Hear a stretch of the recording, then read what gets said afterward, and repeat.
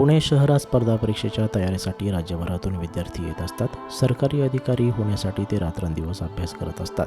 पुण्यात विदर्भातील वाशिम जिल्ह्यातून अभिलाषा मित्तल वय वर्ष 27 स्पर्धा परीक्षाच्या तयारीसाठी आली होती.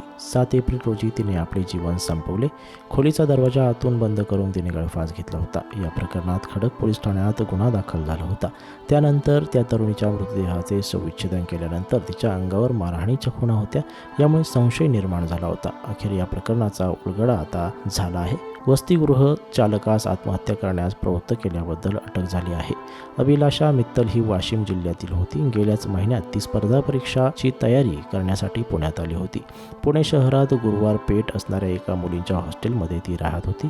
7 एप्रिल रोजी तिने तिचे जीवन संपवल्याचा प्रकार समोर आला. खोलीमध्ये एकटी असताना तिने आतून बंद करून गळफास घेतला होता. गुरुवार पेठ येथे डिपॉझिटचे पैसे मागितले म्हणून वसतिगृह चालकाने मारहाण केली होती. सुनील परमेश्वर महानोर असे अटक करण्यात आलेल्या वसतिगृह चालकाचे नाव आहे. अभिलाषा मित्तल हिने छत्रपती संभाजीनगर येथील MSCचे शिक्षण घेतले होते. तिला सुनील महानोर याने मारहाण केल्यानंतर ती रडत खोलीमध्ये गेली होती. त्यानंतर तिने खोलीचा दरवाजा लावून घेतला होता. अभिलाषा हिने तिचे वडील महेंद्र मित्तल यांना हॉस्टेल बदलायचे असल्याचे फोनवर सांगितले होते, परंतु ती जीवन संपवेल असा विचार कोणाच्या मनात आला नव्हता. या प्रकरणी मुलीच्या वडिलांनी खडक पोलिसात तक्रार दिली होती. अधिक तपास खडक पोलीस करत आहेत. गेल्या काही महिन्यांपासून पुण्यात MPSCचा अभ्यास करणाऱ्या मुलींबाबत वेगवेगळे प्रकार घडत आहेत.